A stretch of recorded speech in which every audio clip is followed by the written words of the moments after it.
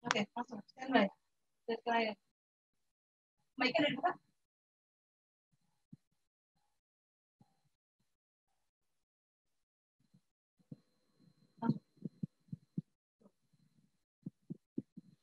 Assalamualaikum warahmatullahi wabarakatuh. Alhamdulillahirabbil alamin. Allahumma shalli ala Muhammad wa ala ali Muhammad. Alhamdulillahirabbil alamin. Jamaah dan sahabat semuanya yang dirahmati Allah. Saat ini kita mengikuti kajian tauhid yang insya Allah akan hadir guru kita, Kiai Haji Abdullah Gimnastiar, dengan bintang tamu kita, yaitu Babe Haikal atau Ustadz Haikal Hasan, insya Allah. Dan tema untuk kajian kali ini adalah semangat hijrah menuju keluarga bertauhid. Dan itu adalah tema yang akan dibawakan langsung oleh guru-guru kita kali ini. Baik, namun sebelum itu, jamaah yang dirahmati Allah, kita akan simak terlebih dahulu pembacaan ayat kursi, maksud kami, pembacaan ayat suci Al-Quran, yang insya Allah akan disampaikan oleh Ustadz Nizam. Kepada Ustadz Nizam, kami persilakan.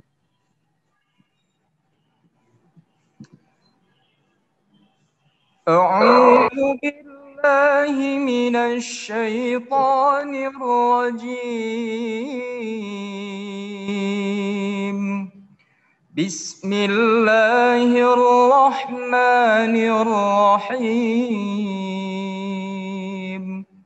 طه ما أنزلنا عليك القرآن لتشقى إلا تذكرة لمن يخشى تنزيلا ممن خلق الأرض والسماوات العلى الرحمن على العرش استوى له ما في السماوات وما في الأرض وما بينهما وما تحت الثرى وإن تجهر بالقول فإنه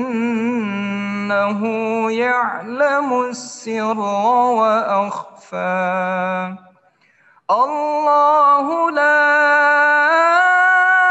إله إلا هو له الأسماء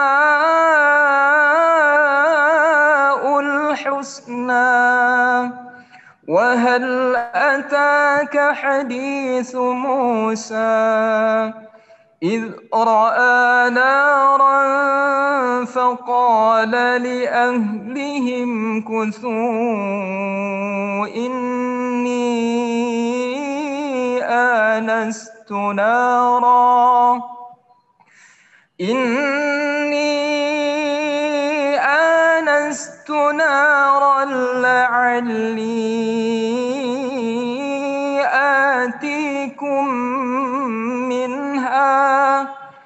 لعلي آتيكم منها بقبس أو أجد على النار هدى فلما أتاها نودي يا موسى إني أنا ربك فاخلع نعليك إنك بالوادي المقدس طوى وأنا اخترتك فاستمع لما يوحى إنني أنا الله لا إله إلا أنا فاعبدني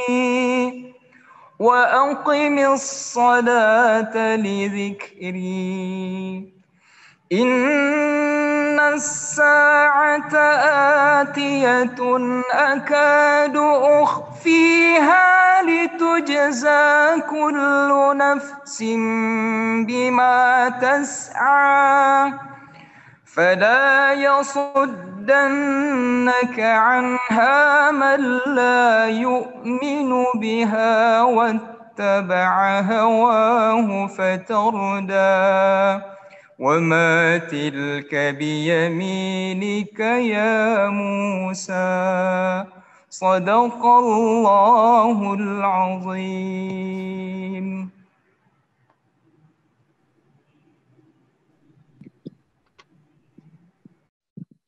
Alhamdulillahirrahmanirrahim. Kita sudah simak pembacaan ayat suci Al-Quran bersama Ustadz Nizam. Dan kami sampaikan kepada yang berpartisipasi pagi kali ini, untuk tema kajian kali ini adalah semangat hijrah menuju keluarga bertauhid. Juga insya Allah kajian pada bulan berikutnya, pada bulan September 2020, insya Allah akan membawakan kajian Asmaul Husna. Dan kami informasikan juga bahwa bagi nanti penanya atau tanya jawab terbaik dengan narasumber, insya Allah akan mendapatkan buku Asmaul Husna. Dan sambil menunggu narasumber kita pagi kali ini, alhamdulillah sudah bergabung Ustadz Haikal. Ya, Assalamualaikum Ustadz, apa kabar? Silakan. Ya, Assalamualaikum warahmatullahi wabarakatuh. Ustadz Haikal, suaranya belum terdengar, punten. Di-on-kan. Assalamualaikum warahmatullahi wabarakatuh. Alhamdulillah. Baik, Masya Allah. Kefahal, apa kabar Ustadz? Alhamdulillah. Alhamdulillah, summa Masya Allah. Baik rekan-rekan sekalian, kita awali dengan mengucap basmalah. Bismillahirrahmanirrahim. Allahumma salli ala Sayyidina Muhammad wa ala alihi wa ashabihi ajma'in. Alhamdulillah, takdir Allah kita berada di negara yang sudah dimerdekakan dari penjajahan manusia. Tetapi kita tahu bahwa bahagia itu bukan masalah dari penjajahan manusia, tetapi bahagia itu kita merdeka dari penjajahan nafsu, syahwat, amarah, dari penjajahan cinta dunia. Dan insya Allah ini kita bahas dengan Ustadz Haikal. Bagaimana Ustadz, sehat? Alhamdulillah, alhamdulillah, summa alhamdulillah. Senang jumpa. Alhamdulillah. Itu diturunkan sedikit itu kameranya Ustadz. Atau Ustadznya naik ke kursi ya. Banyak kosongnya di atas daripada isinya. Siap. Punten. Maksudnya yang naik itu makin bawah kepalanya. Nah, mantap. Ya, terima kasih kepada teman-teman di Al-Latif karena biasa kita datang dan sementara ini kita silaturahimnya lebih dekat. Kita simak uraian dari Ustadz Haikal tentang makna kemerdekaan. Nanti giliran saya Ustadz. Fadhol Ustaz. Siap, alhamdulillah rabbil alamin. Masya Allah. Pertama saya ucapkan alhamdulillah, summa alhamdulillah. Kedua saya ucapkan jazakumullah atas kepercayaan ini. Semoga AA dan seluruh grup Darut Tauhid dan seluruhnya berada selalu dalam lindungan Allah Subhanahu wa taala. Amin ya rabbal alamin. Berada dalam lingkup kemerdekaan hakiki yang sebenarnya. Baik, pertanyaan AA tadi langsung kita kupas sedikit saja. Ya, ntar kupas yang banyak sama AA gitu. Saya mah saya pengantar aja punten AA. Baik. Kalau kita mau cari literatur, maka saya tentu sebagai murid AA, sebagai orang yang senantiasa berkhidmat, mengkoleksi semua ceramah-ceramah AA. Ini topiknya gini kok ya. Nah, terus ya. Bagus. Selalu memperhatikan, dan pada waktu sekarang ini kemerdekaan hakiki yang sejati dan makna, mari kita lihat dari literatur Al-Quran. Karena kalau dengan dilihat literatur Al-Quran, pasti semuanya akan hormat, takjub, takzim dengan kitab Allah. Karena Al-Quran diturunkan pasti bukan hanya untuk orang Islam. Bukan hanya untuk orang Islam, tapi Al-Quran diturunkan Allah hudal linnas wa bayyinat minal huda wal furqan, untuk seluruh umat manusia. Dan Nabi Muhammad SAW diutus oleh Allah bukan untuk umat Islam saja, tapi Nabi Muhammad diutus oleh Allah untuk seluruh umat manusia. Wa ma arsalnaka illa kafatan linnas. Karena itu literatur yang akan Al-Fakir sampaikan tentu Al-Quran. Bismillahirrahmanirrahim.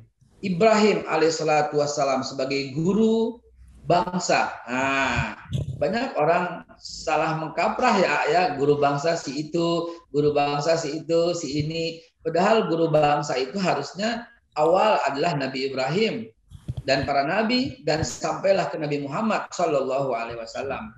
Dialah guru bangsa sejati yang tidak pernah punya celah untuk kita kritisi, karena mereka langsung dapat statement dari Allah, uswatun hasanah.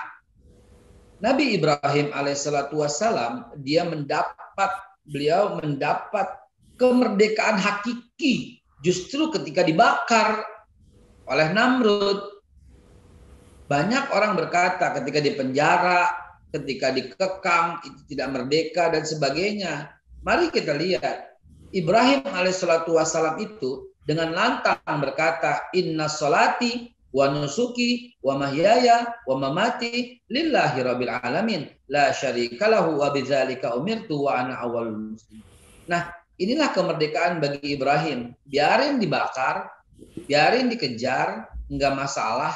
Itulah kemerdekaan daripada Ibrahim alaihissalatu wassalam berada dalam kuasa Namrud yang diharuskan menyembah berhala, yang diharuskan takzimnya, hormatnya, mengagungkan para berhala. Ibrahim lebih memilih dibakar. Ibrahim alaihissalatu wassalam lebih memilih keluar daripada berada dalam kungkungan penjajah Namrud. Beliau lebih gembira, lebih bersyukur, lebih merdeka justru ketika beliau mendapatkan pembakaran. Dan ternyata betul Allah Subhanahu wa taala menyelamatkannya dengan mengatakan ya nar kuni bardan wa salaman ala Ibrahim, dan merdekalah Ibrahim dengan semerdeka-merdekanya. Demikian pula para nabi yang lain. Misalnya kalau Nabi Musa ingin hidup aman, ingin hidup tenang, ingin hidup santai, ingin hidup gemerlap, Nabi Musa cukup diam aja dalam istananya Fir'aun. Niscaya Nabi Musa akan mendapatkan semua apapun. Niscaya Nabi Musa akan mendapatkan semua kesempatan-kesempatan apapun. Bayangkan saja, Nabi Musa itu anak angkatnya Fir'aun. Fir'aun gak punya anak. Kalau Nabi Musa taat sama Fir'aun, dan ketika Fir'aun meninggal atau mati, Fir'aun mati aja kayak ya. Fir'aun mati, maka tentu Nabi Musa pewaris tahta daripada Nabi Musa pewaris tahta daripada Fir'aun. Aman Nabi Musa itu, tenang, damai, wah dapat pasukan, wah dapat segala-gala dari warisannya dari Fir'aun. Tapi Nabi Musa memilih merdeka dari Fir'aun. Masya Allah, alhamdulillah. Nabi Musa memilih. Ketika Nabi Musa mengatakan la ilaha illallah, Fir'aun protes, Musa, ana rabbukumul a'la, aku Tuhanmu yang lebih tinggi. Kagak bisa. Itu tidak membuat jiwa merdeka. Maka Nabi Musa meneriakkan kalimat tauhid. Itulah yang membuat merdeka. Semoga Darut Tauhid memerdekakan jiwa-jiwa yang terkungkung oleh penjajahan. Amin. Begitu juga Nabi Isa alaihissalatu wassalam. Nabi Isa itu awalnya dekat dengan Herodes. Awalnya itu sebagai pelopor, tapi ketika dia melihat kemaksiatan yang berada dalam istana Herodes, Nabi Isa tidak bisa tinggal diam dengan kemaksiatan itu. Dia masuk ke dalam istana dan dia porandakan segala maksiat yang ada dalam Herodus. Herodus nggak senang dan dia merayu murid Nabi Isa yang bernama Yudas Iskariot, dirayu untuk dikasih tahu di mana celahnya, di mana tempat persembunyiannya, dan si murid yang tadinya taat akhirnya berkhianat karena rayuan jadi pejabat di istananya. Nah, ini nih penting nih, kita ambil hikmahnya nih ya. Dia dirayu sama raja, akhirnya Yudas Iskariot jadi pengkhianat terhadap Nabi Isa alaihissalatu wassalam.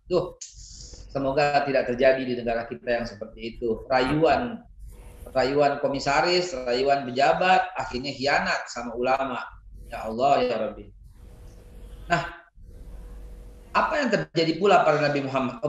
Jadi Nabi Isa memilih untuk merdeka dari rayuan mereka semua, dan kemerdekaan itu dibayar mahal ketika semua orang mengejar Nabi Isa. Maaf, tadi terpotong.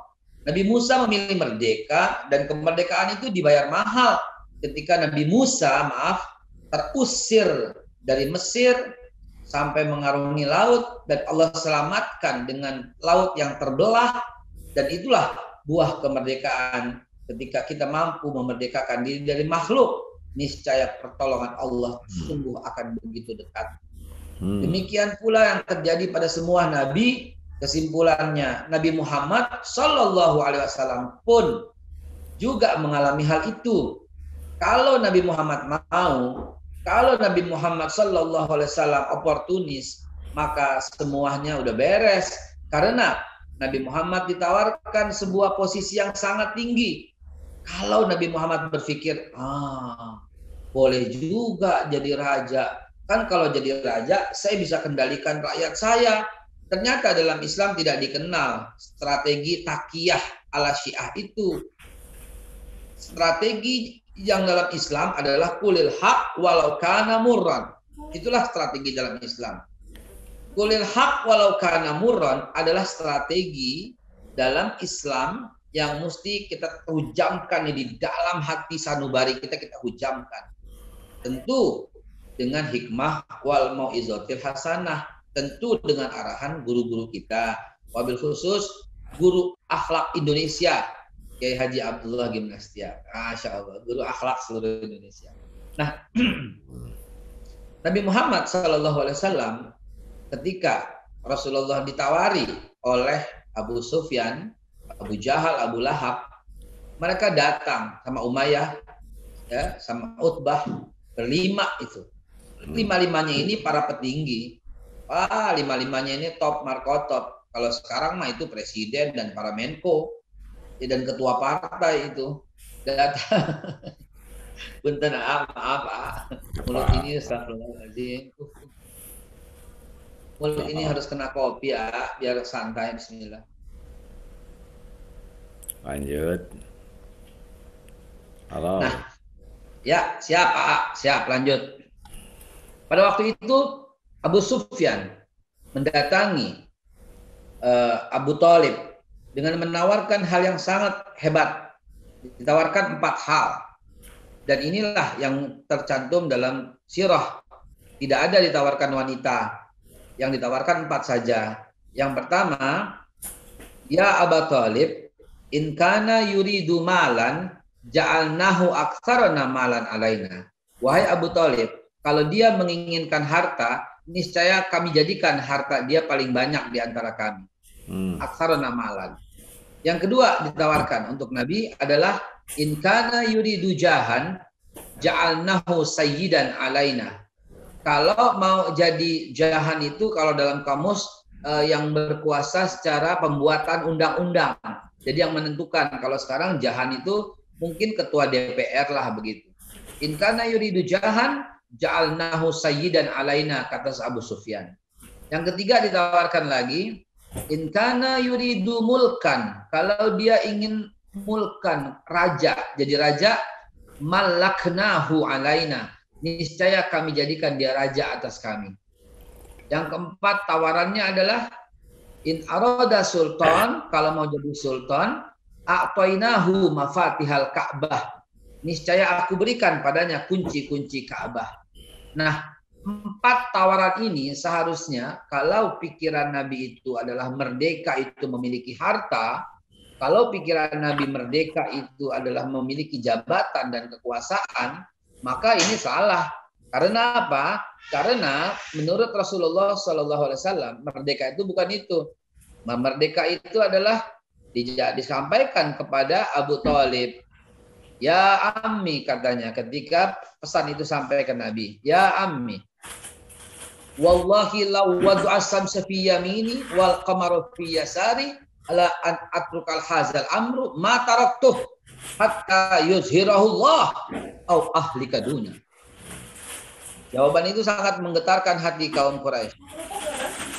Jangankan harta, jangankan kunci Ka'bah, jangankan kekuasaan pembuat undang-undang atau dijadikan raja.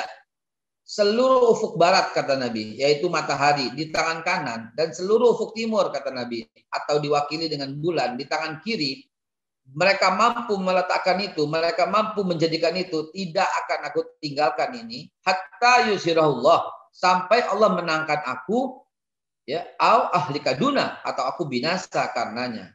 Apa yang dimaksud menegakkan kalimat la ilaha illallah? Itulah hakikat kemerdekaan yang sebenarnya. Kalau dikupas lagi, la ilaha illallah, almarhum guru kita, dulu saya belajar tauhid dalam kuliah tauhid bersama kalau kita bilangnya Bang Imad. Bang Imaduddin Abdurrahim gitu. Ya, Bang Imad, ya Allah, Bang Imad. Kita manggilnya Bang Imad, Pak Imaduddin Abdurrahim. Itu saya alhamdulillah mendapatkan langsung dari beliau, Bang Imad. Bang Imad saya masih ingat sekali kata-katanya dia mendefinisikan ilah. Apa menurut definisinya beliau? Ilah itu adalah segala sesuatu yang kita pentingkan dan kita butuhkan sehingga kita rela dikuasai oleh sesuatu itu. Itulah Allah. Maka tauhidnya tidak ada sesuatu yang kita pentingkan dan kita butuhkan sehingga kita rela dikuasai oleh sesuatu itu kecuali Allah Subhanahu wa taala. Itulah hakikat merdeka yang sebenarnya, menjadi hamba Allah dan kita tidak dilarang dalam taat kepada Allah, kita diberi kebebasan dan itulah kemerdekaan yang sebenarnya. Kalau cuma sekedar ibadah-ibadah biasa saja, tentu ya nggak ada masalah. Dalam kitab Ibnu Katsir judulnya Qasasul Anbiya, Imam Ibnu Katsir menuliskan bahwa Nabi Ibrahim tidak pernah menyembah berhala seumur hidupnya.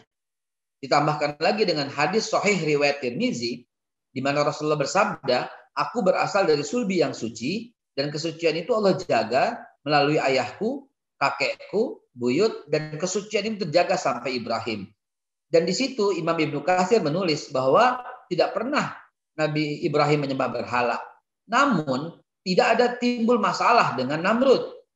Jadi Nabi Ibrahim sholat di rumah itu nggak masalah. Nabi Ibrahim tidak dibakar oleh Namrud walaupun tidak menyembah berhala.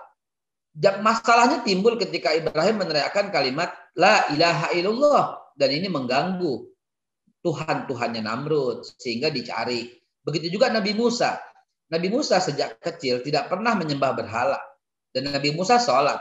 Ketika baru tiba di Mesir, dalam surat Yunus ayat yang ke-84, 87, Nabi Musa itu sholat. Allah perintahkan sholat. Baru tiba di Mesir. Dan menurut Fir'aun nggak ada masalah. Tetapi masalah timbul ketika Nabi Musa mendakwahi la ilaha illallah di depan Fir'aun. Fir'aun berkata, ana rabbukumul a'la. Begitu juga Nabi Muhammad SAW. Kita tahu sebelum usia 40, beliau al-amin. Beliau menyantuni tetangga. Beliau juga sudah sholat di rumah. Dalam kitab itu kita lihat Nabi Muhammad selalu sholat. Bahkan ketika turun wahyu di Gua Hira, Nabi Muhammad dikatakan lagi sholat. Artinya nggak ada masalah. Masalah timbul ketika Nabi Muhammad meneriakkan kalimat la ilaha illallah yang diawali oleh Abi Dzar Al-Ghifari di pasar Quraisy. Maka timbullah masalah besar ketika kalimat itu. Dan teman-teman, sahabat-sahabat seluruhnya di Darut Tauhid, kita juga saksikan di dalam penjajahan Belanda, Belanda itu memfasilitasi kalau kita sekedar ibadah. Kalau sholat difasilitasi, bahkan pergi haji difasilitasi oleh Belanda. Tapi ketika kita meneriakkan kalimat La ilaha illallah Allahu Akbar di depan Belanda, baru Belanda keberatan dengan mengatakan, "Kowe orang ekstremis, overdose, persnelong, dan seterusnya." Bahasa Belanda nggak bisa. Nah, begitu juga zaman Jepang. Di zaman Jepang, orang semuanya nggak ada masalah dengan sholatnya. Difasilitasi oleh Jepang. Dan masalah terjadi ketika pesantren chot playing di Aceh melawan dengan tidak mau rukuk dengan matahari dan bendera Jepang.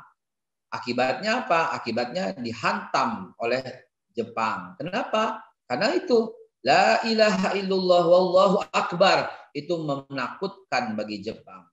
Nah, merdeka adalah menyembah kepada Allah dan beribadah, menjalankan syariat yang telah Allah terapkan. Dan hikmat mengikuti apapun yang dikatakan Nabi Muhammad SAW dengan kalimat sami'na wa ata'na, itulah hakikat merdeka yang sebenarnya. Demikian sebagai pembuka aku sayang dan sahabat-sahabat Darut Tauhid.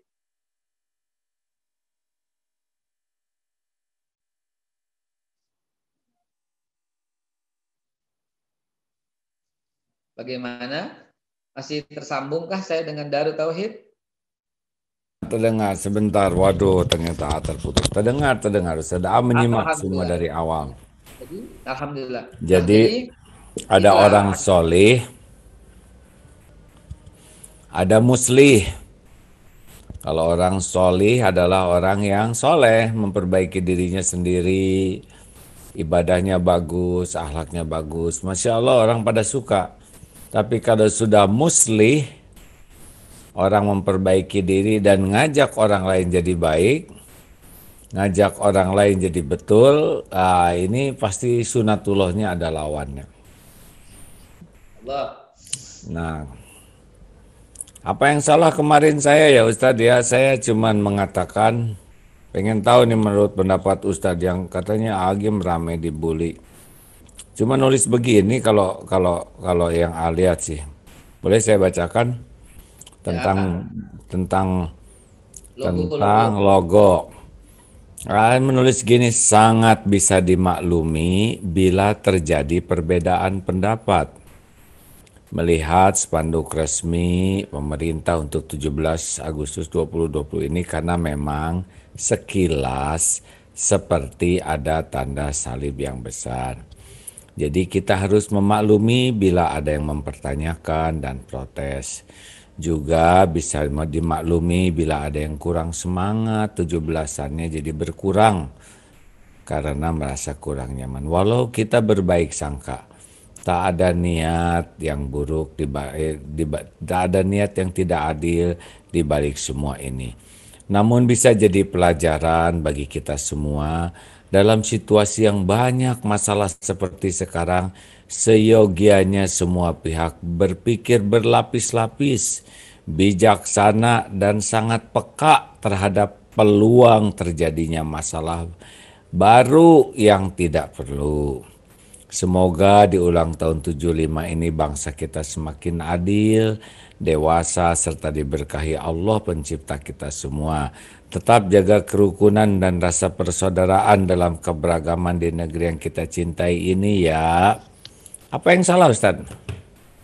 Yang salah adalah ya orang yang punya penyakit hati yang kalau tidak disetujui dia marah. Nah itulah orang-orang yang kalau saya mohon maaf nih saya mah orangnya pengen seperti AA tapi mungkin beberapa tahun lagi saya mah orangnya langsung saya katakan uzil afwa wa'mur bil urfi wa'arid anil jahilin. Kebodohan itulah yang membuat AA dibully. Saya mah harus katakan dan saya bela habis-habisan. Namun belaan saya itu selalu di-cut, delete, dihapus. Saya katakan, saya betul-betul mendukung apa yang akan sampaikan. Dan wajar dong, kalau orang melihat itu tanda salib. Maka itu saya juga mempopulerkan tanda merah yang telah digeser-geser akhirnya menjadi kalimat Allah, dan habis juga dibully macam-macam. Nah, sehingga kita tahu siapa pemain yang ada di sosial media. Mereka lah kaum intoleran, mereka lah anti kebinekaan. Apa yang AA bilang itu betul-betul toleransi yang tinggi. Apa yang AA bilang itu betul-betul itu adalah justru menghargai Bhinneka Tunggal Ika. Tapi AA harus setuju, AA harus nurut, AA nggak boleh beda, AA harus setujui mereka, AA harus. Apa ini artinya? Siapa yang intoleran? Tenang, tenang. Jangan sepaneng begitu, tenang. Ustaz sehat. Jadi sudahlah, jadi pelajaran ya. Jadi pelajaran, dan nggak marah. Ada yang nanya, kenapa dibully habis-habisan nggak marah? Itu semua apa saya marah? Tuhan saya kan Allah, bukan mulut orang, bukan tulisan orang. Hidup mati saya ada dalam kekuasaan Allah. Yang membagikan rezeki itu Allah. Yang membagikan nikmat iman juga Allah. Yang ngasih pahala Allah. Yang mengampuni dosa juga Allah. Yang punya sorga Allah. Kenapa saya harus sakit hati oleh omongan orang? Ya nggak? Sakit hati ya. Dan Kami yang sakit hati ya. Ya bagian Ustadz aja yang sakit hati. Kalau diganggu nggak apa-apa mungkin ya. Tapi kalau dicolek, kami yang turun Kami yang sakit hati kalau digituin. Kami yang nggak bisa menahan. Saya mah terus terang dengan teman-teman. Jadi siap-siap di Bandung kalau sampai ada yang gitu, yang colek atau apapun gitu loh. Jadi maksudnya, astagfirullahaladzim. Kami yang sakit kami yang marah, kami yang nggak bisa. Udah Ustadz, udah ya, tenang. Ya, Allah kan akan menggerakkan siapapun nanti yang akan membela, mudah-mudahan jadi amal soleh. Tetapi salah satu tekniknya, apalagi tadi mendengar ya, bukan dari seorang muslim, tapi sebuah penelitian bahwa setiap orang itu mengeluarkan gentak vibrasi.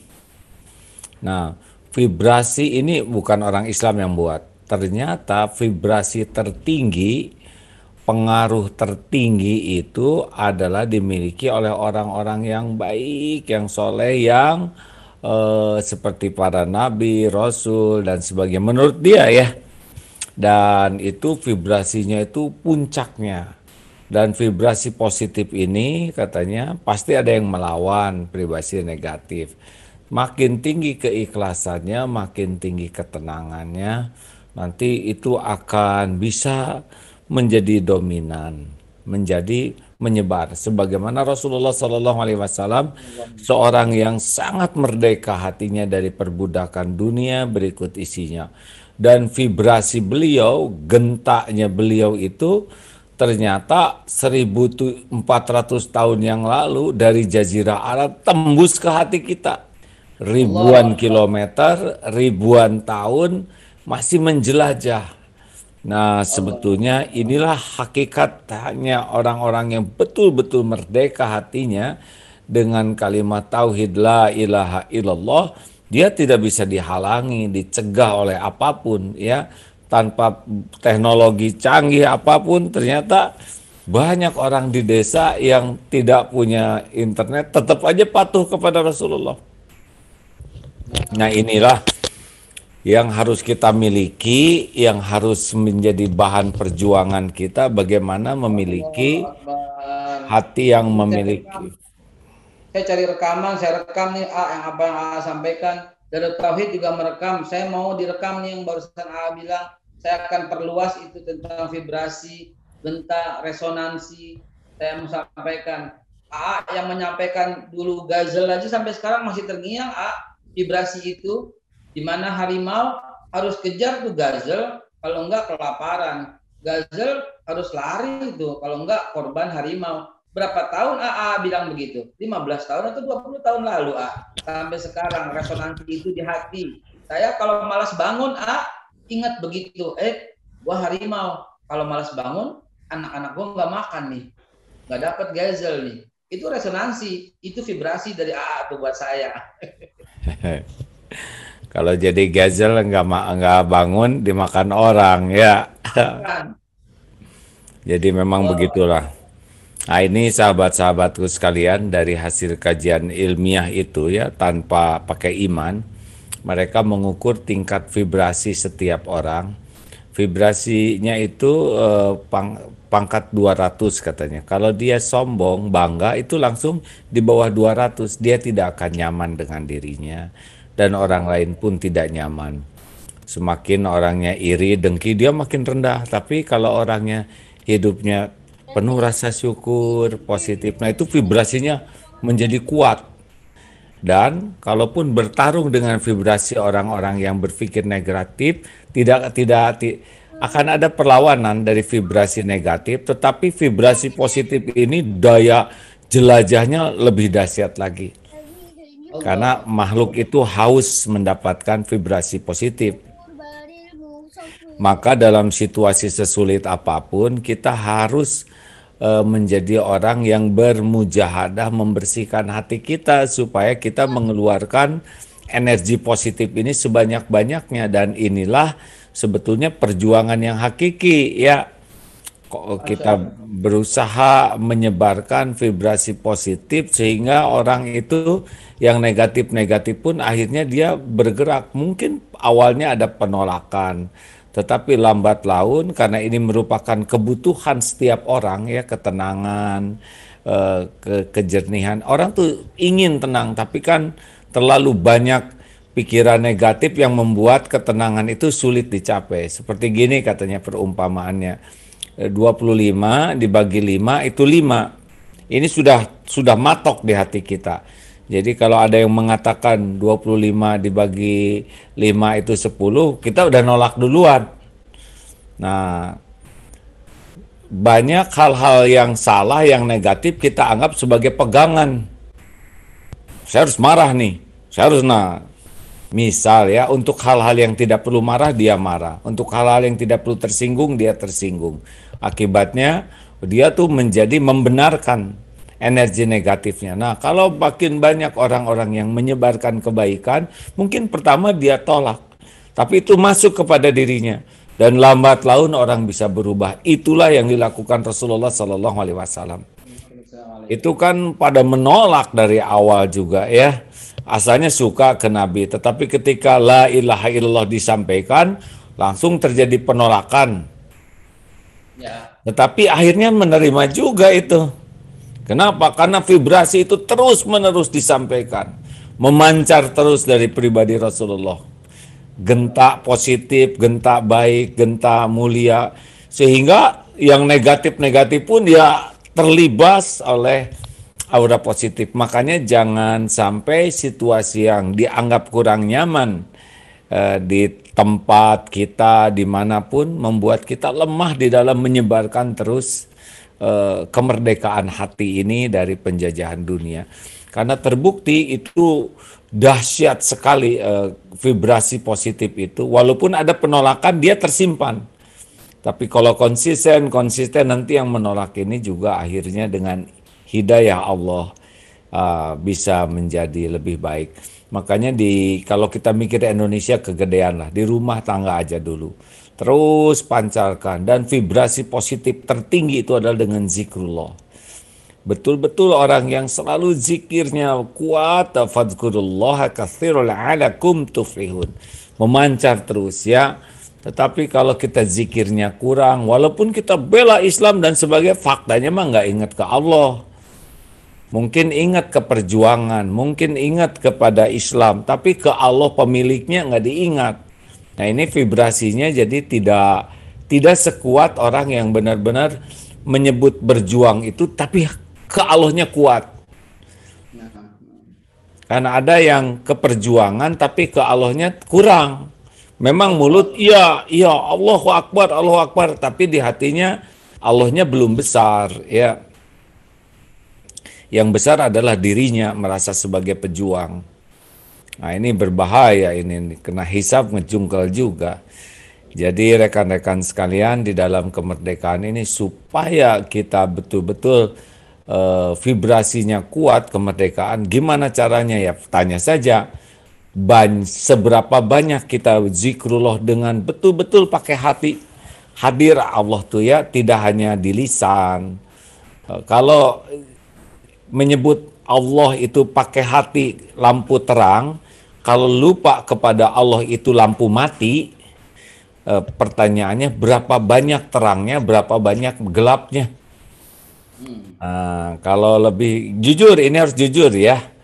Bahkan kita dalam sholat aja gelap, ya kan? Padahal kita merasa sebagai pejuang, jadi lemah vibrasi kita. Walaupun kita sedang semangat-semangatnya membela agama. Kenapa? Karena ternyata sumber vibrasinya Allah Subhanahu wa Ta'ala, ya alat ukurnya sholat saja. Dalam sholat saja kita nggak ingat ke Allah tuh. Di situasi yang paling resmi, yang paling spesial, dalam 4 rakaat atau 2 rakaat, berapa itu yang nyala tuh hati kita? Kadang dalam sujud aja saat kita terdekat dengan Allah, bukan Allah. Padahal kita ngomongnya sedang harus baca Quran, harus ini, harus itu, harus berjuang, sedekah. Lah kita dalam saat sujud aja bukan Allah yang ada di pikiran kita. Bayangkan. Jadi vibrasi kita tuh kurang karena zikrullahnya kurang. Karena yang bisa membersihkan hati kita dari cinta dunia, cinta nafsu adalah zikrullah. Nah, itulah sebabnya mudah-mudahan dari pertemuan ini realisasi dari kemerdekaan hati itu adalah seberapa banyak kita menyebut, mengingat Allah dengan benar, ya. Nah, dari sanalah Allah yang memancarkan vibrasi kita. Gimana tuh Ustadz, kayak gitu rada-rada ilmiah atau gimana nih? Saya rada kurang ngerti juga dengan omongan saya nih, Han. Ya, saya malah teringat kisah ketika Umar bin Khattab tidak sanggup dengan pasukannya untuk menembus benteng Romawi. Dan Umar bin Khattab dalam keadaan bingung, tumben, karena tidak satupun wilayah yang tidak bisa ditumbangkan oleh Umar bin Khattab. Bahkan wilayah Tirkit, Mesir, Irak, wilayah Tirkit di Irak, itu ditumbangkan dari jarak jauh oleh Umar bin Khattab dengan hanya mengutus Abu Musa al-Asy'ari. Kenapa Romawi dan Umar bin Khattab hadir, tapi pasukan Umar bin Khattab tidak bisa menembus benteng Romawi? Maka Umar bin Khattab, yang kata Nabi ini, nasyaitonu la yafiru min zilli Umar, sesungguhnya setan itu lari daripada berhadapan dengan Umar, mengumpulkan para sahabat.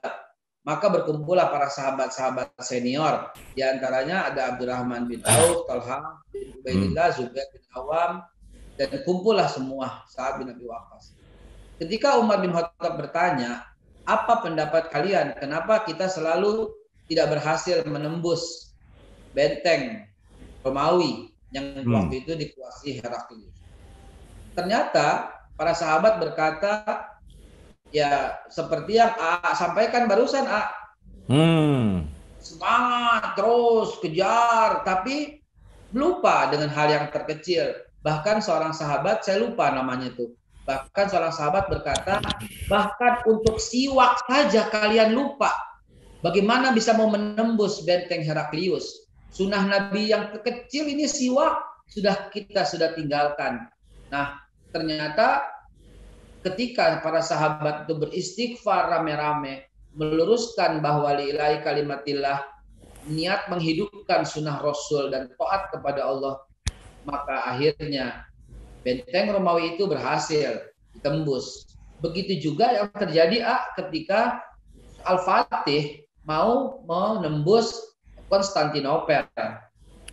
Walaupun kalimat takbirnya udah gede, Allahu Akbarnya udah meriah gitu loh. Tapi Al-Fatih yang masih muda ini, ya, yang mendapat isyarat dari Rasulullah, pemimpinnya sebaik-baik pemimpin, Al-Fatih tidak juga menembus Konstantinopel. Sementara para penasehatnya berkata, Sultan kita udah siap ini, belum.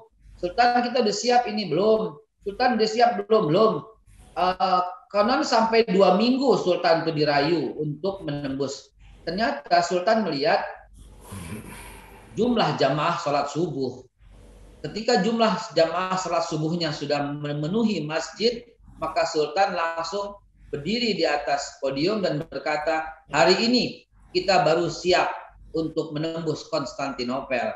Artinya, seperti yang AA bilang, sejauh mana hati bisa menerangi, maka sejauh itulah perjuangan bisa dimenangkan. Masya Allah. Iya begitu Ustaz. Jadi semangat juang bagus, tetapi semangat juang itu juga tidak berarti akan bisa mendapat pertolongan Allah. Kalau ingat ke Allahnya kurang, karena ada juga yang menuhankan ikhtiar, ada yang menuhankan semangat, padahal kan kita tahu la haula wala quwata illa billah. Jadi pikir bagaimana ini Rasulullah SAW bisa selalu sukses ya, karena beliau ini genta atau vibrasi positifnya luar biasa besarnya, tidak terhalang. Dan itu sumbernya adalah karena Rasulullah itu zikrullahnya tidak pernah padam, rapat terus. Jadi cahayanya tuh memancar itu setiap saat. Lah kita dalam sholat aja padam Ustaz. Kan? Jujur aja, kalau kita lagi sholat itu kan ada yang itidal, ada fatihah lah. Yang paling top dalam sholat itu kan sujud. Lah kalau dalam sujud aja kita udah ngelantur pikirannya, terus cahaya apa yang bisa kita pancarkan, benar?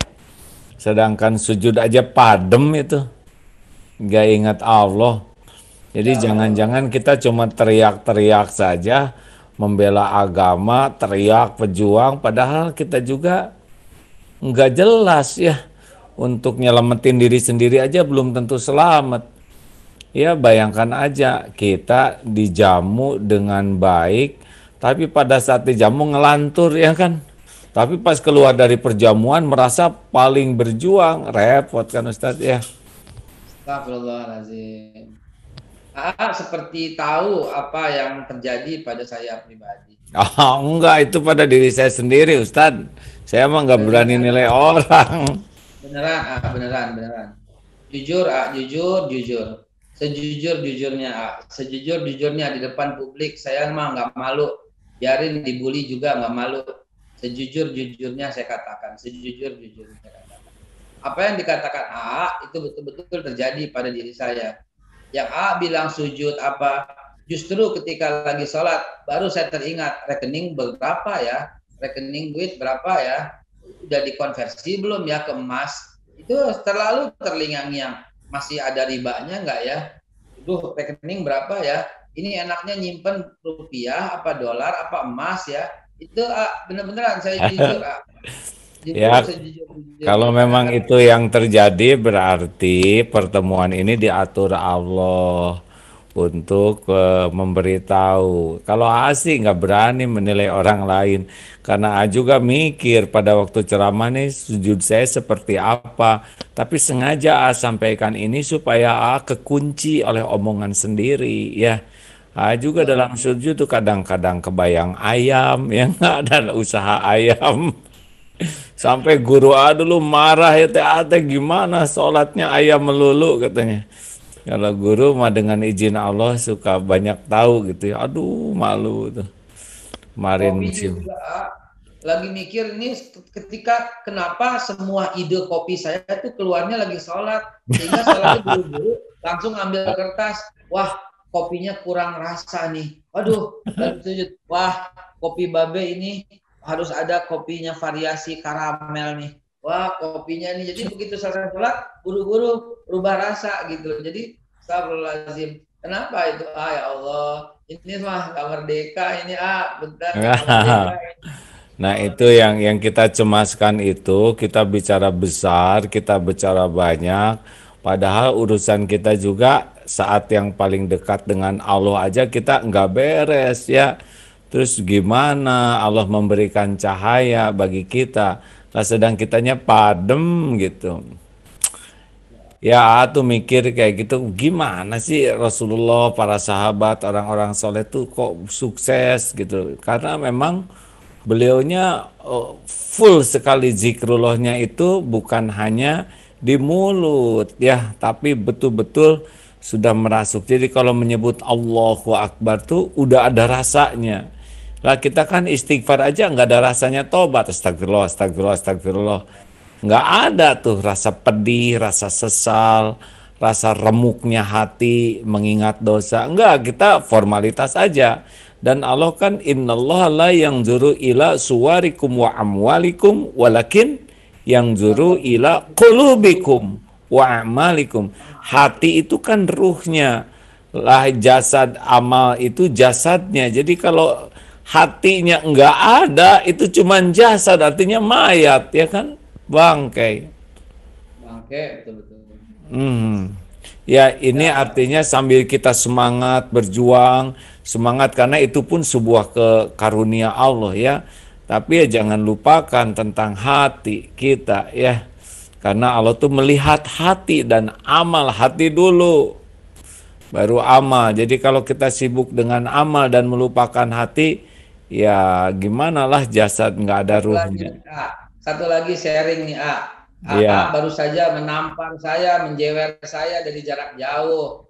Saya kalau ceramah kan suka direkam sama anak-anak, sama teman-teman, sama anak-anak suka direkam. Ketika saya ceramahnya, wah, saya bilang sama teman-teman, ini bagus ini, tolong direkam, dipotong dan diviralkan. Nggak viral, padahal menurut kita bagus. Karena apa? Karena ada terselip itu kepengen viral, kepengen hebat, kepengen sok, kepengen segalanya. Namun ketika ngomongnya santun, biasa, tiba-tiba, kok itu viral ya? Padahal biasa aja. Rupanya baru sekarang terjawab, resonansinya, vibrasinya, getarannya ada pada keikhlasan. Itulah hakikat yang sebenarnya dalam pagi ini. Allahu Akbar walillahilhamd. Jazakallah Tuan guruku yang tercinta. Nggak usah gitu, nggak usah gitu. Doakan para guru-guru. Saya punya kebiasaan begitu, Saya sebut nama guru-guru itu, dia diiringi dengan ratib. Nah, kemudian sebut Al-Fatihah ila siapa? Ila semua, wabil khusus ya, datuk kami, ila Syekh Ali bin Abdullah Baras, dan akan saya sebut itu ila ke Haji Ustazuna Ustaz Abdullah Gimnastiar, sehingga ada kontak hati terus. Nah, yang seperti ini nih, walau jarak jauh, walau jarang jumpa, tapi sekali jumpa resonansinya bertahan puluhan tahun di hati. Allah. Amin, sama Ustadz ya, sikap Ustadz, ceramah Ustadz juga resonansinya berefek kepada diri AA. Terima kasih. Sepertinya kita buka tanya jawab nih Ustadz dengan teman-teman nih. Kita sudah 45 menit. Siapa tahu ada nasihat untuk kita. Silakan operator. Baik. Silakan kepada jamaah yang ingin berdiskusi ataupun tanya jawab dengan narasumber kita, Kiai Haji Abdullah Gimnastiar dan juga Babe Haikal. Silakan masuk melalui chat, menyebutkan nama dan juga domisili. Kami buka mulai sekarang, silakan untuk melalui chat dengan menyebutkan nama dan juga domisili. Masih belum ada yang masuk, Ya. Silakan dilanjutkan dulu. Baik. Ustadz, saya bikin YouTube baru. Apa tuh, Namanya Aagim Daily Vlog. Iya, baru dimulai. Isinya tentang adab. Bagaimana adab tidur, adab bangun, adab keluar rumah. Karena ada yang bangun tidur aja lupa ke Allahnya ya. Padahal hari-hari yang akan dia jalani memerlukan pertolongan Allah. Ada yang mau tidur juga lupa pakai adab, padahal dia belum tentu bangun lagi. Ada yang mau pergi juga nggak ingat ke Allah, padahal urusan dia semuanya dalam kekuasaan Allah. Kalau ada masukan boleh juga tuh Ustadz, adab. Siap. Ternyata orang-orang Ya saya sesudah ngamalin itu ternyata, aduh, saya udah lama hidup di dunia, belum juga ngamalin selengkap yang dituntunkan Rasul. Kan ada 7 tuh bangun tidur tuh ya. Ayo sebutin Ustadz, bangun tidur gimana? Kalau saya begitu bangun tidur, yang pertama itu merenggangkan itu sunnah, pertak itu Allahu Akbar, subhanallah, alhamdulillah, Allahu Akbar. Kemudian bangun langsung membaca alhamdulillahillazi ahyana ba'dama amatana wa ilaihin nusur. Nah, yang ketiga sebelum jalan tuh duduknya itu kalau Rasulullah SAW baca dulu tuh subhanallah, alhamdulillah, la ilaha illallah, Allahu Akbar, subhanallah bihamdi, adada khalqihi wa nafsihi wa zinata arsyihi wa bidada kalimatih. Lalu kemudian sebelum beranjak dari tempat tidur nih, saya biasa mengucapkan asbahna ala fitratil Islam wa ala kalimatul ikhlas wa ala dini nabina Muhammad sallallahu alaihi wasallam wa ala millati abina Ibrahim hanifan musliman wa makana minal musyrikin. Begitu baru berdiri di tempat tidur, baru diri, dan itu baru 5 belum 7, belum sampai ilmunya belum. Saya juga cuman baca-baca Ustadz, kemudian saya coba-coba tiru. Ya sudah bagus sekali yang Ustadz lakukan, malah lengkap dari yang AA sampaikan. Kalau AA baca tuh 1, memang bangun tidur tuh melek ya. Sebab kalau bangun terus duduk, jangan langsung berdiri, terus digocek itu Rasulullah tuh katanya ya, mengucek-ngucek wajah, nah supaya lancar. Kemudian ya begitu Rasulullah tuh melengkapi dengan doa. Kemudian ada juga ayat yang dibaca yaitu inna fi khalqis samawati wal ard. 10 ayat terakhir Ali Imran. Nah begitulah. Lalu wudhu, cuci tangan, masukkan air ke hidung dulu, kemudian baru gosok gigi, baru wudhu. Ya, kalau teman-teman mau lihat lengkapnya ya silakan di vlog itu. Agim daily vlog kecil-kecilan. Daily vlog. Iya, kecil-kecilan lah Ustadz. Ya. Baik.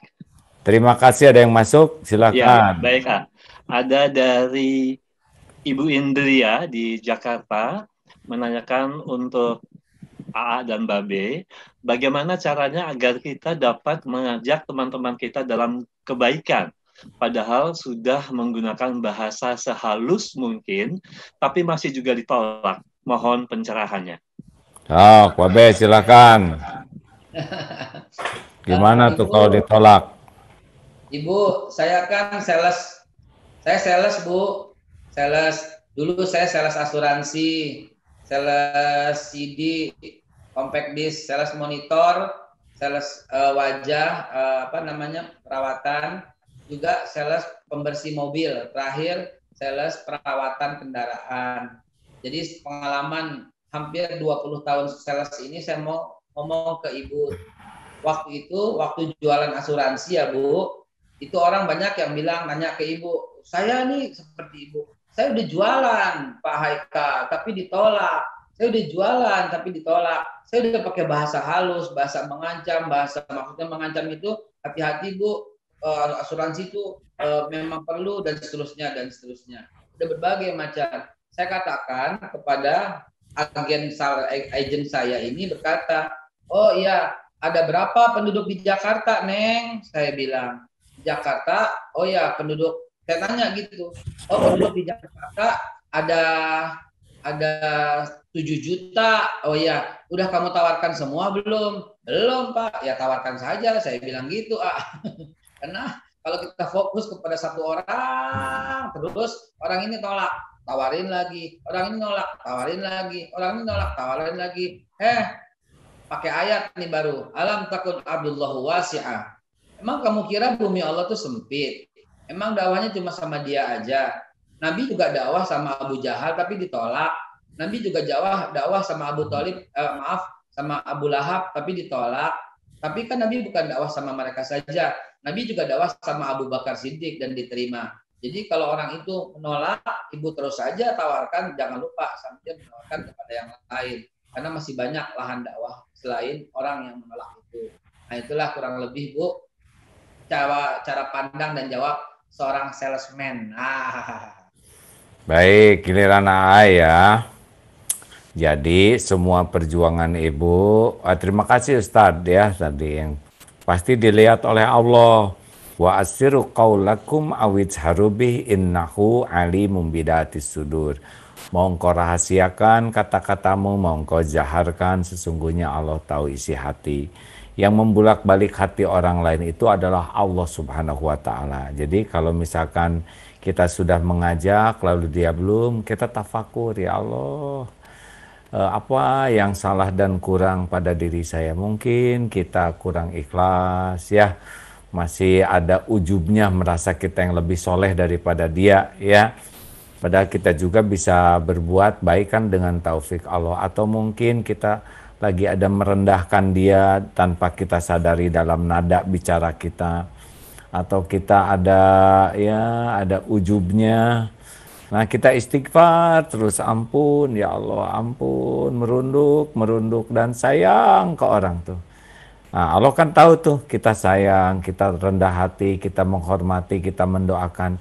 Dan tidak sulit membulak-balik hati siapapun. Karena memang Allah yang membulak-balik hati. Lah gimana kalau nggak dibulak-balik hatinya sesuai dengan harapan, ya kita doakan aja terus kebaikan. Tidak harus ada di depan dia terus kalau mau berbuat baik. Justru kalau dia di belakang kita jengkel, maka memang kita rada kurang ikhlas. Nah, kenapa Ustadz? Mantap. Jadi punya pengalaman, pengalaman waktu saya bimbing orang umroh, Iya. Bimbing umroh. Pas bimbing umroh, baru sampai bandara kena tipu, Jadi paspornya itu nggak ada visa. Jadi orangnya sengaja, memang baru perdana katanya dia. Kita percaya karena orangnya baik. Oke, perdana nih, kita akan coba nih, mungkin pelayanannya bagus, perdana. Kumpul sampai 38 orang, Lalu berangkatlah kita dengan lembaga umroh perdana ini, Sampailah kita di bandara. Sampai di bandara, rupanya ketika pembagian paspor kan dalam plastik itu 38 itu dikasih ke saya. Kata tolong dibagiin ya ke jamaahnya. Nanti Ustaz jangan bagiin, kita bagiinnya jam segitu supaya nggak bececeran. Ya rupanya ini kesempatan orangnya pergi kabur gitu. Begitu kita bagikan paspornya nggak ada visa, nggak ada tiket. Innalillah. Waduh, akhirnya begitu dibagiin orang tuh marah ke saya. Apa ini? Saya berkata, iya juga, saya juga kena tipu ini begini gitu. Dan saya memang tidak mengajak mereka semua. Jadi lembaga umroh ini memakai wajah saya umroh bersama Ustaz Haikal gitu. Nah, ini pengalaman kapok lah gitu lah. Besok-besok mau ikut aja lah umrohnya. Aduh, kesiman. Terus gimana? Akhirnya begitu itu mereka semua marah karena ketipu. Saya bilang begini, subhanallah, inilah umroh terindah saya bilang. Yang paling indah umroh saya itu sekarang. Kenapa? Karena saya cepat, hanya 2 jam dari rumah, pulang lagi udah sampai umroh, udah tawaf, udah sa'i, saya bilang. Karena Allah udah mencatat, buat apa ngedumel dengan orang cara seperti ini. Saya bilang, demi Allah, udah tercatat niatnya. Demi Allah, udah tercatat. Jadi saya sudah tawaf tanpa tawaf. Saya sudah sa'i tanpa sa'i. Saya sudah duduk di Multazam tanpa duduk. Dan saya sudah berdoa di depan Hajar Aswad dan Multazam tanpa itu. Dan saya sudah duduk di Raudhah tanpa saya duduk. Semua telah kita miliki. Ayo kita pulang aja. Walaupun tidak sesederhana itu ya, tetapi ada polisi Pak, di situ ada polisi. Nah saya bilang, tugas kami menyerahkan kepada Pak Polisi untuk diusut agar tidak terjadi penipuan kepada orang di kemudian hari. Tugas kita sekarang pulang kembali dan berikan pengertian bahwa telah terjadi begini begitu. Ikhlas saja dulu. Gitu. Apa pelajaran yang bisa Ustadz ambil dari kejadian itu, Ustadz? Ternyata ketika hati pengen pengen dinilai hebat, nah hilang itu semua. Itu kan umroh perdana. Mari umroh bersama ini. Alah, ketipu aja loh, nggak bisa berbuat apa-apa loh, gitu. Iya. Pertama dan terakhir. Amin. Karena Allah tahu isi hati kita, nggak bisa dibohongin, ya. Kalau mulut sih bisa berkelit dengan aneka kata, tapi hati nggak bisa berkelit, dan Allah tahu persis. Tapi ya beruntunglah Ustadz, kalau kita bikin salah lalu ditegur oleh Allah. Yang kasihan itu adalah dilancarkan kesalahannya, dilancarkan riaknya, dilancarkan ujubnya, dilancarkan tanpa teguran. Wah, itu betul-betul istijraj. Jadi kalau lihat orang yang bikin salah dikit ditegur Allah, itu bagian daripada karunia. Allah. Ya, gimana? Ya. Ada lagi? Baik, dari Bapak Ismail di Jakarta Selatan. Namun sebelumnya kami ingatkan, bagi penanya terbaik insya Allah akan disediakan hadiah buku Asmaul Husna. Dari Pak Ismail di Jakarta Selatan, bagaimana caranya untuk menghilangkan sifat bangga atau merasa lebih dari orang lain, Babe? Nah, silakan, Babe, boleh, silakan. Nggak tahu. Nggak boleh gitu. Ayo, jawab. Ya Allah, ya Rabbi. Abu Bakar Siddiq radhiyallahu an pernah satu ketika sedang berceramah. Ini pasca Rasulullah ya, pasca Rasulullah wafat. Itu Abu Bakar Siddiq bicara dengan luar biasa, menyemangati umat gitu loh. Abu Bakar sebagai khalifah. Namun lagi semangatnya, tiba-tiba Abu Bakar Siddiq langsung billahi taufiq wal hidayah langsung turun. Sahabat terdekatnya Umar bin Khattab menghampiri Abu Bakar Siddiq dan berkata, "Ya Abu Bakar, kaifa?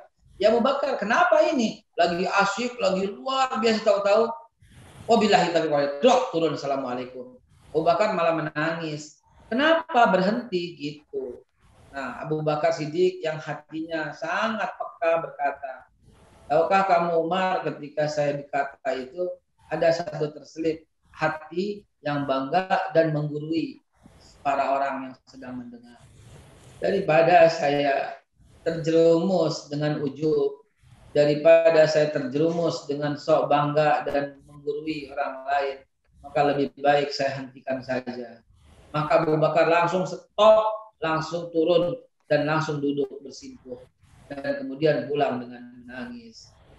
Begitu saja yang mampu saya jawab. Saya tidak mampu menjawab, tapi saya karena orang yang suka baca, saya hobi banget, senang banget.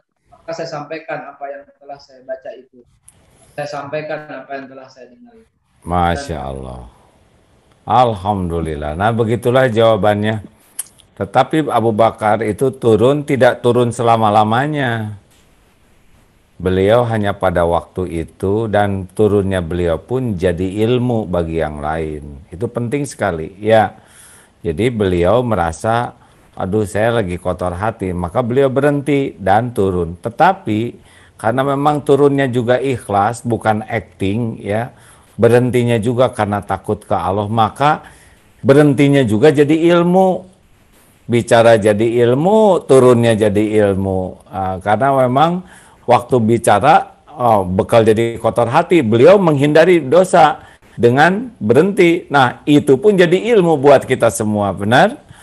Tetapi apakah Abu Bakar kemudian berhenti selamanya? Oh tidak. Ya, sesudah itu beliau terus saja berdakwah lagi sampai akhir hayatnya. Ini ada yang menarik nih. Jikalau harus menunggu kesempurnaan dalam riyadhah yang saya laksanakan yang sejak, dan bagaimana berjuang, apakah kita harus nunggu sempurna dulu? Ya tidak akan pernah kalau sempurna dulu. Hanya jangan melupakan, ya. Maksud menceritakan harus banyak zikir itu tidak berhenti harus berjuang, ya berhenti kemudian memperbanyak zikir dulu, tidak. Jadi jangan sampai semangat berjuang mengabaikan yang paling penting, yaitu zikrullahnya, itu intinya. Jadi teruslah berjuang sambil disempurnakan zikirnya supaya berjuangnya penuh dengan pertolongan Allah. Kalau kita merasa berjuang tapi kurang ke Allahnya, ya berarti kita bukan berjuang, karena buat diri sendiri aja kita nggak menolong, ya. Allah. Terakhir, udah sejam, udah cukup nih. Baik, dari Ibu Rosa di Palembang, AA, Babe, bagaimana cara AA dan Babe mengelola pegawai atau lembaga yang saat ini dikelola agar bertauhid kepada Allah, agar berakhlak baik? Nilai-nilai apa saja yang ditanamkan? Mohon pencerahan. Alhamdulillah. Loh, yang banyak karyawan. Aja tuh. Ya, Darut Tauhid diberi amanah. Pokoknya karyawan itu sekitar 1.300 santri karya ini, ya. Ini bukan hal yang ringan. Kalau gaji makan Allah yang ngatur, ya. Rezeki Allah yang ngatur. Tapi membuat orang paham bahwa rezeki Allah yang ngatur itu yang tidak mudah. Rezeki itu ada saatnya dibuka, ditahan, ada saatnya diambil, dan semuanya harus jadi amal soleh. Nah, ini sebetulnya momentum sekarang ini. Karena sedang uang susah, gaji juga tinggal separoh. Nah, bagaimana dia sekarang tidak bersandar ke gaji, tidak bersandar ke pesantren, tidak bersandar. Karena boleh jadi selama ini yang jadi sandarannya, kalaupun ternyata kalau di pesantren ada AA-GIM-nya, ya. Ada Darut Tauhid, ada MQ, yang selama ini Allahnya itu tidak begitu serius disandarin. Karena sudah ada gaji. Nah, sekarang kan gaji berkurang. Nah, harusnya memiliki kesadaran, oh iya, kalau gaji mah bisa kurang, tapi rezeki dari Allah tidak terikat gaji. Makanya tidak usah heran dalam situasi sulit seperti ini banyak yang imannya meningkat. Karena dia larinya kepada Allah.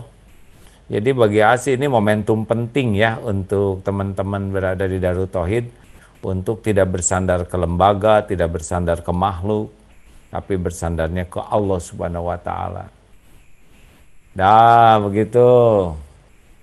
Mantap. Izin saya rekam, A. Izin Darut Tauhid saya rekam. Omongan A, izin saya rekam. Malu-maluin, dah nggak apa-apa, segitu aja, dah baru tahunya juga segitu. Terima kasih kawan-kawanku sekalian. Mudah-mudahan kajian yang selama ini bisa kita laksanakan dan sekarang kita lewat Zoom ini, insya Allah tetap membawa berkah. Seperti tadi, kalau memang hati kita ingin dekat kepada Allah, Allah pasti tahu, ya. Sesederhana apapun penyampaian, kalau memang niatnya pengen dekat kepada Allah, tidak ada yang disia-siakan. Ustaz, ada pesan-pesan terakhir sudah belum meninggalkan acara yang fana ini? Waktu itu AA pernah ceramah tentang air. Ya, waktu itu ditetesin kotoran. Betadin apa obat merah apa naon itu waktu itu. Iya. Nah, itu jadi kotor. Lalu bagaimana cara membersihkannya? Waktu itu AA memberikan ilmu yang luar biasa. Tambahkan terus air putihnya. Tambahkan terus air putihnya, tambahkan terus air putihnya, tambahkan terus air putihnya. Maka serta-merta betadin itu atau kotoran itu akan hilang, akan sirna. Nah, ketika kita bisa menghilangkan segala kotoran-kotoran yang ada dalam air putih itu, saya hari ini mendapat ilmu lagi. Itulah sebenarnya hakikat kemerdekaan. Ketika jernih itu nembus terus sinar cahaya hidayah. Punten. Masya Allah, ya. Mudah-mudahan kita selain semangat berjuang, juga kita bersemangat membersihkan hati kita. Karena di sanalah perjuangan kita akan ditolong oleh Allah Subhanahu wa Ta'ala, sehingga gentaknya itu atau vibrasinya itu menjalar kemana-mana. Jangan risaukan yang bervibrasi negatif kepada kita, tapi risaulah kalau kita berhenti memancarkan vibrasi positif, buah dari istiqomahnya la ilaha illallah. Terima kasih Ustaz. Allahumma sholli ala Muhammadin wa ala alihi wa ashabihi ajma'in. Amin. Alhamdulillahirabbil alamin. Ya Allah, telah Engkau dengarkan apapun yang terucap, Engkau tahu apapun yang terlintas di hati. Engkau saksikan apapun yang terjadi. Ya Rabb, ampuni segala kebusukan kami. Ampuni kemusyrikan kami yang sengaja, yang tidak sengaja. Ampuni segala kemunafikan kami, ya Allah. Ampuni kefasikan kami. Ampuni segala kezaliman kami. Allahumma ighfir lana wali walidina warhamhum kama rabbawna shighara. Ampuni kezaliman kami kepada orang tua, ya Allah. Ampuni kezaliman kami kepada guru-guru kami, orang-orang yang menjadi jalan hidayah taufik. Ampuni keburukan kami kepada kaum muslimin, muslimat, kepada hamba-hamba-Mu yang berbuat baik. Ampuni kepada yang pernah kami zolimi, ya Allah, dan yang pernah menzolimi kami. Allahumma ighfir lil mu'minina wal mu'minat wal muslimina wal muslimat al ahya'i minhum wal amwat. Allahumma a'izal Islam wal muslimin. Allahumma ansur mujahidin fi kulli makan, fi kulli zaman. Ya Allah, karuniakan kepada kami hati yang tidak pernah berpaling dari-Mu. Hati yang merasakan indahnya mencintai-Mu. Hati yang selalu menggebu, merindukan perjumpaan dengan-Mu. Ya Allah, jangan pernah ada yang mempesona selainkan keridhaan-Mu. Allahumma inna nas'aluka ridhaka wal jannah wa na'udzubika min sakhatika wan nar. Jangan cabut nikmat hidayah ini, ya Allah. Ya muqallibal qulub, tsabbit qulubana ala dinik. Allahumma rzuqna istiqamah. Rabbana la tuzigh qulubana ba'da idh hadaitana wa hab lana min ladunka rahmah. Innaka antal wahhab. Allahumma inna nas'aluka husnal khatimah wa na'udzubika min su'il khatimah. Ya Allah, lindungi dari wabah dan angkat wabah ini, ya Allah. Gantikan dengan hidayah taufik.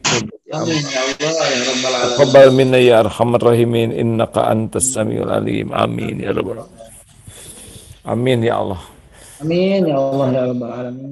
Semoga Ustadz Haikal diberikan usia panjang penuh berkah, jadi ulama yang bersih hati, yang penuh maslahat bagi umat, bagi negeri ini. Amin ya rabbal alamin.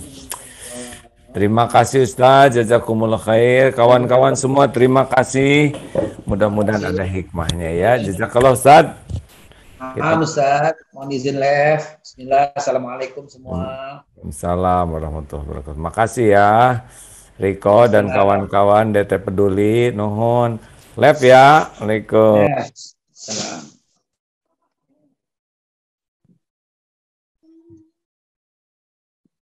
Baik jamaah yang dirahmati Allah, demikian tadi telah kita ikuti bersama kajian Tauhid online, dan kami akan sampaikan kepada penanya terbaik yang mendapatkan, insya Allah akan mendapatkan buku Asmaul Husna adalah Bapak Ismail yang ada di Jakarta Selatan dan juga Ibu Rosa yang dari Palembang.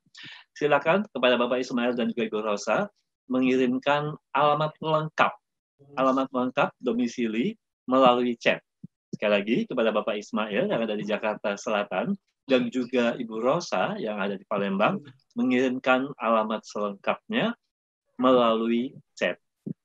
Baik, kami sampaikan pula dibuka kesempatan untuk berinfak kepada seluruh jamaah untuk pembangunan dan renovasi, maksud kami renovasi Masjid Darut Tauhid Jakarta yang ada di Jalan Cipaku 1 nomor 43 Jakarta Selatan, dan infak bisa melalui rekening mandiri di 700 008 0928. Sekali lagi, untuk rekening infak renovasi Masjid Darut Tauhid Jakarta di Jalan Cipaku 1 nomor 43 dapat melalui Bank Mandiri Syariah di 700 008 0928 atas nama Yayasan Darut Tauhid. Demikian, insya Allah kami akhiri dulu kajian Tauhid online. Insya Allah bulan depan, bulan September, kita akan bertemu lagi dalam kajian asmaul husna. Terima kasih. Jazakallahu khairan katsira. Wabillahi taufiq wal hidayah. Wassalamualaikum warahmatullahi wabarakatuh. Lebih pahit dari berharapnya hati kepada Allahumma ftah lana hikmah.